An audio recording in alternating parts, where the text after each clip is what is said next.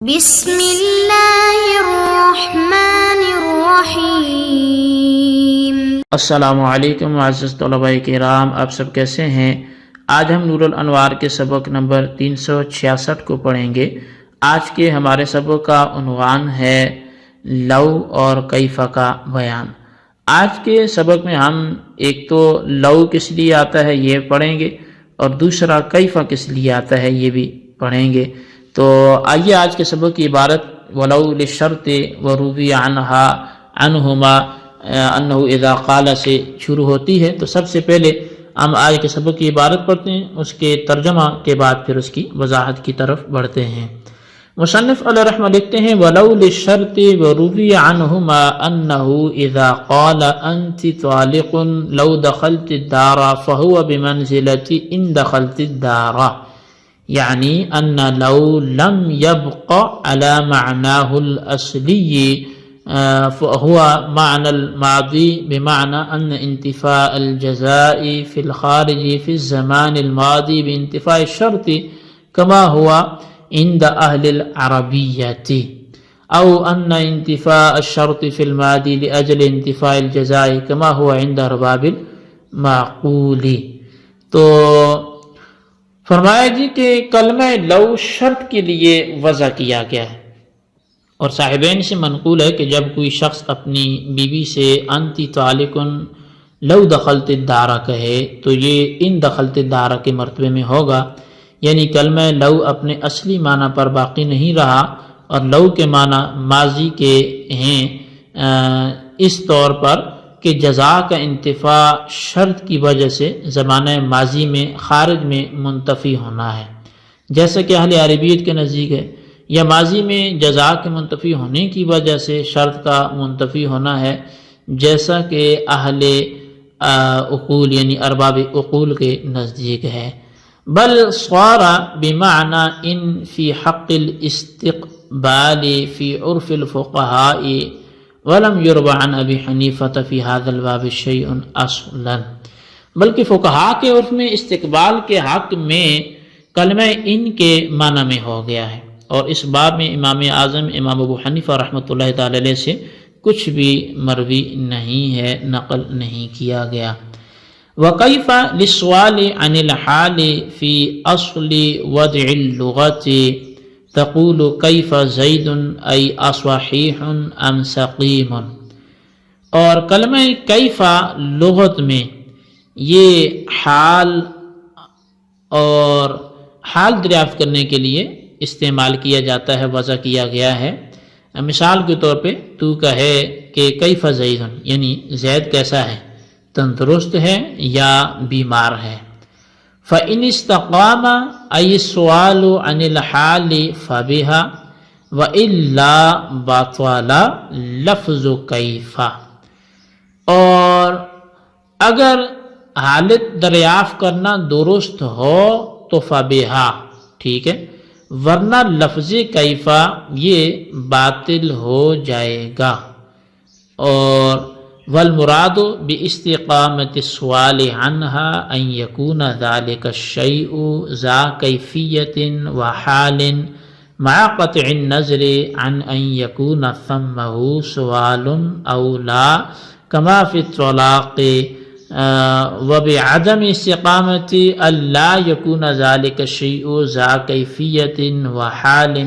كما في العتاق على رأيه، کما فی العتاق علی رأیہ۔ اور مراد سوال کی صحت سے تو فرمایا کہ حالت دریافت کرنے کی درستگی کا مطلب یہ ہے کہ وہ شے کیفیت اور حال والی ہو، اس بات سے قطع نظر کرتے ہوئے کہ وہاں سوال ہے یا نہیں ہے، جیسا کہ طلاق میں۔ اور اس کے درست نہ ہونے کا مطلب یہ ہے کہ وہ چیز کیفیت اور حال والی نہ ہو، جیسا کہ امام اعظم کی رائے کے مطابق میں عتاق میں۔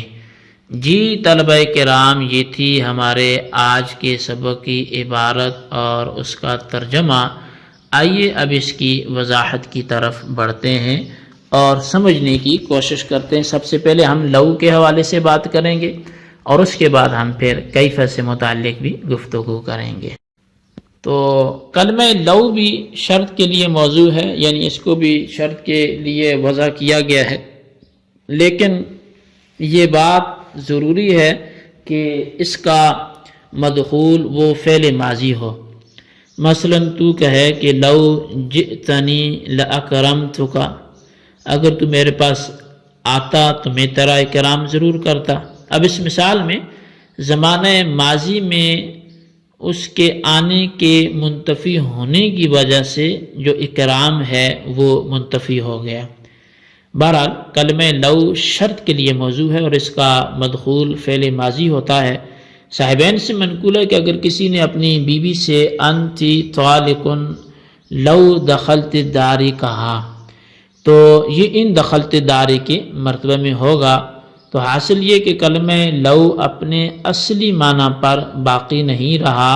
اور کلمہ لو کے اصلی معنی میں علماء کا اختلاف ہے۔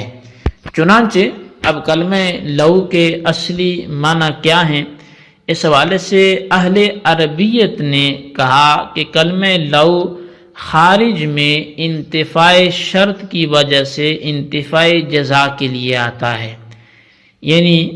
جزا اس لیے منتفی ہوئی کہ شرط منتفی تھی، میں نے اکرام اس لیے نہیں کیا کہ تو آیا نہیں ہے، تو لہٰذا کلمہ لو وہ انتفاع شرط کی وجہ سے انتفاع جزا کے لیے آتا ہے، اور یہ نظریہ تھا اہل عربیت کا۔ جبکہ ارباب عقول نے کہا کہ کلمہ لو انتفاع جزا کی وجہ سے انتفاع شرط کے لیے آتا ہے، اور اس کا مطلب ہماری پیش کردہ مثال میں یہ ہوگا کہ جزا منتفی تھی، انتفاع جزا کی وجہ سے چونکہ انتفاع شرط کے لیے آتا ہے تو جزا منتفی تھی، اس لیے شرط نہیں پائے گی، چونکہ تو نے اکرام نہیں کیا اس لیے میں نہیں آیا، تو لہٰذا اکرام نہ ہونے کی وجہ سے کہ جہاں عزت نہیں تھی میں اس لیے وہاں نہیں آیا، تو یہ انتفاع جزا کی وجہ سے انتفاع شرط کے لیے آتا ہے۔ اب ان دونوں کی مثال اللہ تبارک و تعالیٰ کا یہ فرمان ہے قرآن کریم سے، لو کان فیہما آلہۃ الا اللہ لفسدتا، کہ اگر زمین و آسمان میں اللہ کے سوا کوئی خدا ہوتا تو ضرور اس میں فساد دونوں آپس میں کرتے۔ اب اہل عربیت کے مذہب کے مطابق ترجمہ یہ ہوگا کہ اگر زمین و آسمان میں ایک سے زائد خدا ہوتے تو زمین و آسمان کا نظام برباد ہوتا، چونکہ اگر شرط ہوتی تو جزا پائی جاتی، مگر چونکہ زیادہ خدا نہیں ہے شرط نہیں پائے گی، اس لیے ان دونوں کا نظام بھی برباد نہیں ہوا، یعنی تعدد الہ کے منتفی ہونے کی وجہ سے جو فساد تھا وہ بھی منتفی ہو گیا۔ اور ارباب عقول کے مذہب کے مطابق ترجمہ یہ ہوگا، اگر زمین و آسمان میں زیادہ خدا ہوتے تو ان کے نظام خراب ہو جاتا، مگر چونکہ ان کا نظام خراب نہیں ہوا اس لیے معلوم ہوا کہ زیادہ خدا بھی نہیں ہے، یعنی فساد کے منتفی ہونے کی وجہ سے تعدد الہ کا انتفاع ہوا ہے۔ لیکن اہل اصول کے نزدیک ان دونوں میں سے کوئی مراد نہیں ہے، اور جب دونوں مراد نہیں ہیں تو معلوم ہوا کہ کلمہ لو اپنے اصلی معنی پر باقی نہیں رہا، بلکہ وہ کلمہ ان کے معنی میں ہو گیا جو مستقبل کے لیے استعمال ہوتا ہے، یعنی جس طرح کلمہ ان ماضی کو مستقبل کے معنی میں کر دیتا ہے، اسی طرح لو بھی ماضی کو مستقبل کے معنی میں کر دے گا۔ اور جب ایسا ہے تو کلمہ لو پر وہ احکام جاری ہوں گے جو کلمہ ان پر جاری ہوتے ہیں۔ شارح منار صاحب نور الانوار ملا جیب الرحمہ نے فرمایا کہ کلمہ لو کے باب میں چونکہ حضرت امام صاحب سے کوئی بات منقول نہیں ہے، اس لیے مذکورہ مسئلے میں صاحبین کے قول کے ساتھ ہی اس کو خاص کیا گیا اور امام صاحب سے کوئی بات نقل نہیں کی گئی۔ اور جو متن میں آیا کہ کیف للسؤال، کیف یہ سوال کے لیے آتا ہے، تو اب سوال سے مراد یہاں پر کیا ہے؟ سوال عن الحال، تو متن میں حال سے مراد صفت اور حالت ہے، نہ تو وہ مراد ہے جو ماضی و مستقبل کے مقابل ہوتا ہے، اور نہ حال لغوی مراد ہے، اور نہ وہ مراد ہے جو